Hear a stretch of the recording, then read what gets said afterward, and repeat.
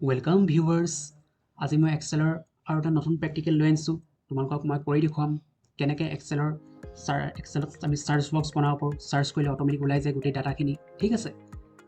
তাৰ কাৰণে মই নতুনকৈ এটা এক্সেল শীট এখন বনাই থৈছোঁ তাত মই কৰি দেখুৱাম কেনেকৈ আমি সাৰ্চ বক্স বনাব পাৰোঁ ইয়াত কিছুমান ভেলু দিয়া আছে প্ৰডাক্ট নেম ইউনিট প্ৰাইচ এই চাৰ্টখনত টোটেল প্ৰাইচ এইবোৰ দিয়া আছে আমি টোটেল প্ৰাইচ উলিয়াব লাগে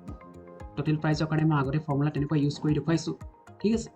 মই আজি আকৌ এবাৰ কৰি দেখুৱাম তাৰ কাৰণে আমি কি কৰিব লাগিব অপো ভিভো প্ৰডাক্ট নেম দিছে ইয়াত ইউনিট দি আছে প্ৰাইচ দি আছে কিমান কিমান কোৱান্টিটি আৰু ৰেটটো কিমান তাৰ কাৰণে আমি কি কৰিব লাগিব সদায় এনেকুৱা ফৰ্মুলাৰ কাৰণে কুৱেশ্যনৰ কাৰণে আমি ফৰ্মুলা ইউজ কৰিম মাল্টিপ্লাই ইকুৱেল লিখিলোঁ ইউনিটটো চিলেক্ট কৰিম মাল্টিপ্লাই কাৰণে ষ্টাৰটো দিলোঁ তাৰপিছত নেক্সট আমি কৰিম প্ৰাইচটো লিখিম কেলে মাল্টিপ্লাই কৰিলে আমাৰ ৰিজাল্টটো ওলাব টোটেল প্ৰাইচটো কোৱান্টিটি দিয়া আছে এণ্টাৰ কৰিলোঁ ৰিজাল্ট ওলাই গ'ল ঠিক আছে ঠিক তেনেকৈ আমি নেক্সটটোৰ কাৰণে ইকুৱেল লিখিম ইউনিটৰ প্ৰাইচটো চিলেক্ট কৰিম তাৰপিছত মাল্টিপ্লাই কাৰণে চাইনটো দিম মাল্টিপ্লাই কাৰণে ষ্টাৰ চাইনটো দিলোঁ তাৰপিছত প্ৰাইচটো চিলেক্ট কৰি এণ্টাৰ প্ৰেছ কৰিম অট'মেটিক ৰিজাল্ট ওলাই গ'ল ইয়াত দেখুৱাই আছে ইউনিটবোৰ দিয়া আছে আৰু ইয়াত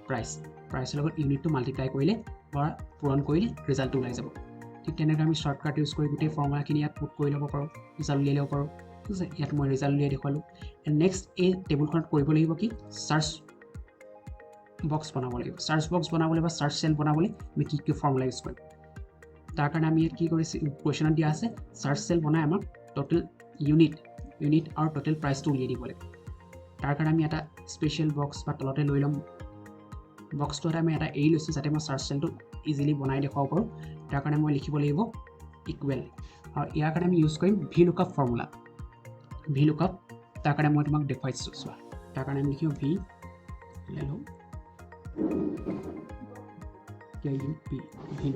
ভি লুকআপ লিখাৰ লগে লগে ফৰ্মুলাটো ওলাই পৰিলে তাৰপিছত আমি ব্ৰেকেট দিম ব্ৰেকেট দি ফাৰ্ষ্ট আমি ইম্পৰ্টেণ্ট কথা আমি এটা সাৰ্চ চেল ল'ব লাগিব মই যিকোনো ছিটখনৰ যিকোনো পজিশ্যন ল'ব পাৰোঁ মই ইয়াতে লৈ দেখুৱাইছোঁ এই চেলটোতে মই ক্লিক কৰিম ঠিক আছে ক্লিক কৰিলোঁ ক্লিক কৰাৰ পিছত আমি আগতে যেনে এটা কণ্ডিশ্যন দিয়াৰ পিছত কমা দিছিলোঁ ইয়াতো কমা ইউজ কৰিলোঁ কমা দিয়াৰ পিছত কি কৰিব লাগিব আমি কমপ্লিট টেবুলৰ ডাটাখিনি চিলেক্ট কৰিব লাগিব য'ৰ পৰা ষ্টাৰ্ট আছে একদম ষ্টাৰ্টিঙৰ পৰা দেখিলে মই চিলেক্ট কৰাৰ লগে লগে হাইলাইট হৈ গ'ল এইখিনি আমাৰ চিলেকশ্যন এই চিলেকশ্যন পইণ্টটো বহুত ইম্পৰ্টেণ্ট তাৰপিছত কমা দিলোঁ কমা দি আমাৰ নেক্সট ল'ব লাগিব সাৰ্চ চেল বা কলম কোনটো কলম আমাৰ ডাটা লাগে ঠিক আছে কলমৰ পৰা ডাটা ল'বলৈ গ'লে আমি ওপৰৰ পৰা চাম A B C D A C কলমকেইটা দিয়া আছে যে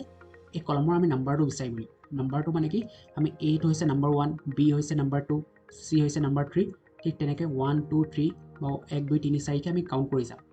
ওপৰৰ পৰা 1 2 3 4 এতিয়া মই ইউনিটৰ যদি উলিয়াব বিচাৰোঁ ইউনিটৰ 1 2 বি কলমটো নাম্বাৰ 2 পজিশ্যনত আছে একদম 2টো আমি চিলেক্ট লিখিব পাৰোঁ 2 লিখিলোঁ 2 লিখি নেক্সট আমি কমা দি 0 দিম কাৰণ আৰু বেলেগ চেলটো নালাগে ৰেঞ্জ নালাগে ৰেঞ্জটো বন্ধ কৰি লক কৰি পেলাই 0 লিখিলোঁ এইটো ফৰ্মুলাৰ কণ্ডিশ্যনত পৰে তাৰপিছত আমি ব্ৰেকেট ক্ল'জ কৰি দিলোঁ ব্ৰেকেট ক্ল'জ কৰি এণ্টাৰ প্ৰেছ কৰি দিলোঁ এণ্টাৰ প্ৰেছ কৰাৰ লগে ফাৰ্ষ্ট এনে বুলি ওলাব ফাৰ্ষ্ট আমাৰ ৰিজাল্ট নোলায় কিয়নো আমি এইটো সাৰ্চ চেল লৈছোঁৱে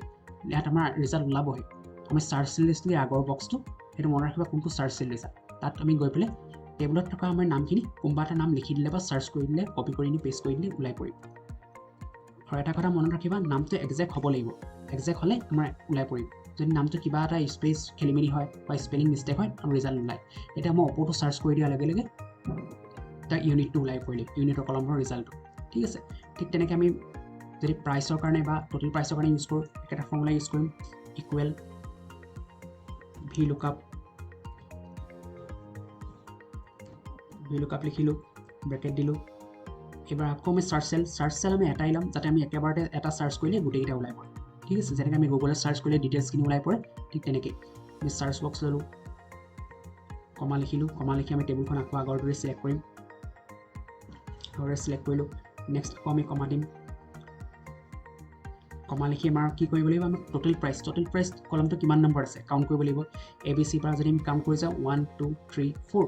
4 নম্বৰত আছে আমি 4 লিখিম কমা লিখিলোঁ তাৰপিছত আমি 0 দিলোঁ 0 পিছত ফৰ্মুলাৰ কণ্ডিশ্যন 0 দি ব্ৰেকেট ক্ল'জ কৰি দিলোঁ হ'ল ব্ৰেকেট ক্ল'জ কৰি এণ্টাৰ প্ৰেছ কৰি দিলোঁ এণ্টাৰ প্ৰেছ কৰি দিয়াৰ লগে লগে ৰিজাল্ট ওলাই গ'ল ঠিক তেনেকৈ অপৰ হ'লে যদি আমি বেলেগ এটা মোবাইলৰ নাম দিম সেইটো ওলাই পৰিব ভিভ' দি চালোঁ ঠিক আছে এইটো ভিডিঅ'ত মই চাৰ্চ চেল বনাই দেখুৱালোঁ আপুনি নিজে আকৌ ট্ৰাই কৰি চাব বেলেগ এনেকুৱা ধৰণৰ চাৰ্চ চেল বনাব পাৰা নেকি ঠিক আছে